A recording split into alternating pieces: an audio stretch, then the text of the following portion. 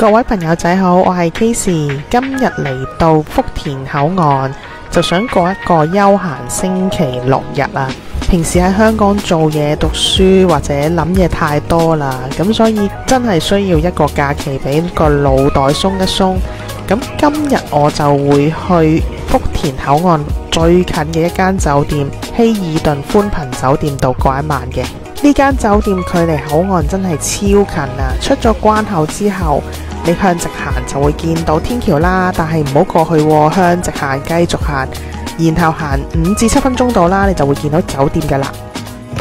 繼續向前行就會見到湯琪，前面有條馬路，繼續向前行，過咗馬路之後轉左就係酒店門口啦。老規矩介紹下酒店啦，呢間酒店喺2023年開始營業，而我訂嘅房間係舒適大床房，包早餐，每晚人仔786蚊，房價唔平㗎，但係佢有地理位置同埋品牌效應啊嘛 ，OK 啦。酒店正門有一個傳統酒店品牌嘅感覺，一入到去我就立刻辦理入住啦，因為酒店大堂太多人啦，咁所以就唔先介紹，先攞咗房卡，然後睇下間房靚唔靚啦，再放低啲嘢就出去食飯。酒店設計都係以原木色為主，咁就比較大氣嘅。咁一直向前行就係我間房啦。一入到房，成個感覺好好啊，因為陽光好充足，直射入房。咁我自己呢，就中意陽光射入嚟嗰種感覺嘅。好多時候，如果想突出設計重點，我哋都會將啲重點放喺床頭嗰埲牆度嘅，一眼就睇到係時代都市啊。係啊，呢個名我作噶。床頭燈對我嚟講係最重要嘅，呢度仲有2款俾我揀添。實用床頭櫃設計，下邊嘅櫃仔可以拉出嚟嘅，台面位置就會多啲啦。電視牆設計有壁布板概念，咁喺電視側邊呢，就會揾到一個告示板，上面就會有不同嘅資訊，譬如話點樣拎日常用品或者早餐時間都可以喺度揾到。喺洗手間同埋淋浴間外面呢個凹位呢，換衫係最 fit 嘅啦。咁喺呢個凹位換衫就唔會俾出邊見到，唔尷尬。至於洗手間方面呢，就企企理理啦，一貫水準。然後再望下淋浴間，就會見到有手持花灑同埋掛牆式洗頭同埋沖涼用品，最後仲有雨淋花灑。喺淋浴間呢一段，我想花少少時間講3支沖涼用品，係原因我覺得呢個設計有啲特別啊。其他酒店支裝泵嘅話呢，就容易俾人哋加料，但係呢一個呢，就中間咁樣擠出嚟呢，咁就安全啲啦。好奇想知道呢個牌子係咩嚟㗎？原來係美國醫學美容護膚牌子，好多名人都用嘅。好多酒店都慳皮，唔會提供日常用品，咁呢度就唔係啦，齊晒嘅。我諗我咁講係比較大鄉里，但係我見到呢個紙巾盒呢，真係眼前一亮啊！手機可以直放或者橫放喺上面，咁我就可以邊放音樂邊洗面啦。毛巾風筒都一應俱全。打開窗簾一睇就見到斜對面嘅福田口岸，咁呢一個地理位置實在太好啦，所以就咁貴房價。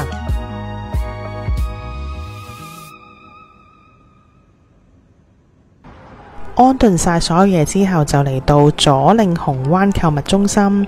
我嘅目標好明確，我一心嚟呢度去揾食嘅。入到商場立即搭電梯衝上去2樓同埋3樓睇下有咩餐廳。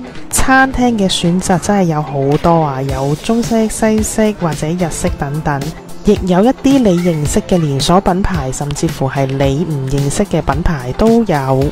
始終我自己一個人出嚟 hea 啊，如果我自己入餐廳嗌餸食又好似唔抵咁樣，而且我想食得特別啲，所以呢，我就揀咗朝鮮族自助烤肉。嚟呢度食嘅最大嘅優點就係平，每位只需要87蚊就可以任飲任食個半鐘，咁嘅牌面簡直係超抵啦！睇個評論先嚟嘅就話平時好多人，咁我今次嚟嘅時候呢，就比較好彩，人比較少，咁我就可以同大家走一圈先至開始去食嘢嘅。各位睇到嘅就係我一人開餐區啦。安頓好啲嘢之後呢，咁我哋就出去拎嘢食啦。拎嘢食嘅位置呢，就有一個中島區，咁前頭呢個位置呢，就係混醬區域啊。咁你中意咩醬呢？就自己撈啦。咁我自己就中意甜辣多啲嘅。咁然後另外呢個醬呢，亦都好有風味，我試過都唔錯。咁再過少少呢，就係圓片切肉區啦。講到明係圓片切肉啦，咁啊切好晒啦。咁燒完之後呢，就點你嘅混醬。咁再過少少呢，就係一啲醃肉區。咁其實呢，已經係一盤一盤放晒喺度噶啦。咁啊中意食幾多啊拎幾多啦。醃肉選擇口味有好多，有15種俾你揀，每一隻口味都唔同噶喎。咁我最中意呢，就係水果醃肉同埋黑椒牛仔骨，係值得推介嘅。同埋你睇下，我一個人食啊，如果我唔嚟食韓燒，我邊食到咁多種類啊？食韓燒嘅時候，蔬菜真係好重要啊！邊食菜邊食肉，先至唔會覺得好滯。蔬菜隔離就會見到一啲好似打邊爐用嘅配料，同埋一啲海鮮。咁我自己就冇食到嘅，咁睇落個樣呢，就一般般。延吉朝鮮族都會食泡菜，呢一度呢，就會揾到5款泡菜選擇。除咗泡菜之外，仲會食拌飯，呢個位置就可以做拌飯 DIY。再行過隔離少少就會見到壽司同埋延吉特色食品。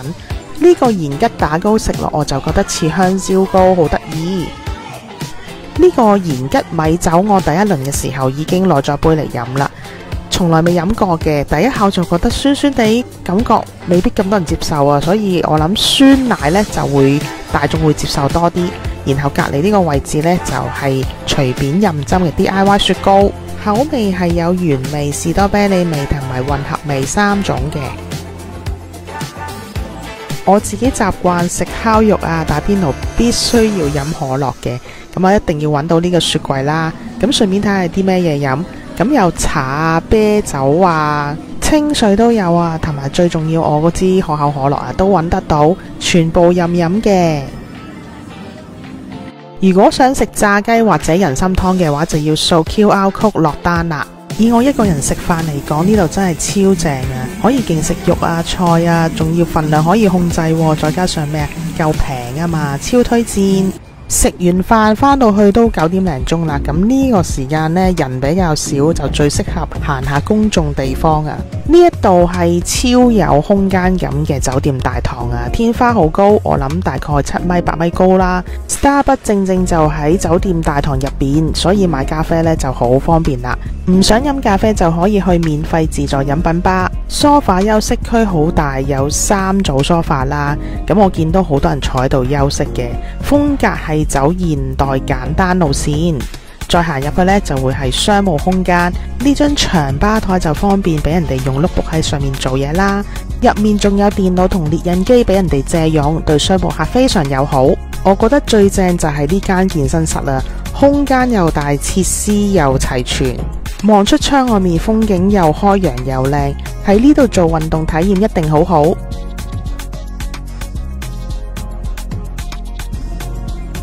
又到我最中意、最開心嘅早餐時間。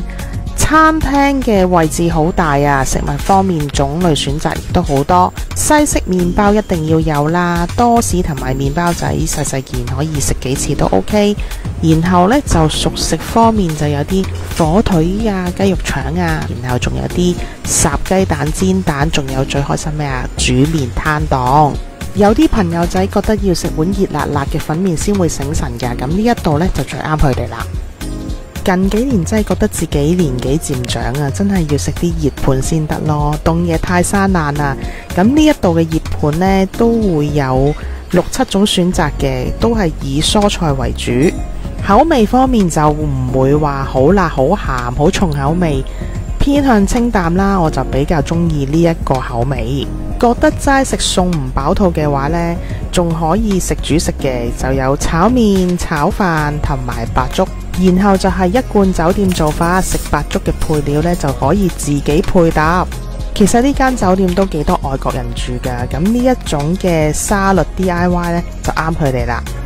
請原諒我大鄉里，我真係第一次見鹹食豆腐花做早餐啦，平時食開甜㗎嘛。喺穀物片同埋牛奶區域附近，我就發現咗一部豆漿機同埋五穀熱飲機。我見到真係眼前一亮啊！因為呢，好似我頭先講都唔係18/22啦，而家要講養生噶嘛。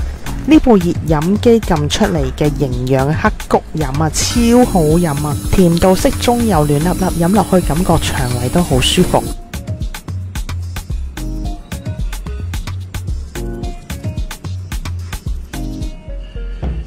最後想同大家講對唔住啊，因為我一時疏忽呢，搞到個畫面好似有陣霧咁啊，蒙蒙地咁樣。到最後呢，就想拜託大家啦，訂閱同埋點讚我嘅頻道。如果片入邊你睇到有啲地方好似唔好明，即管發問啦，我會答嘅。我哋下次再見啦，拜拜。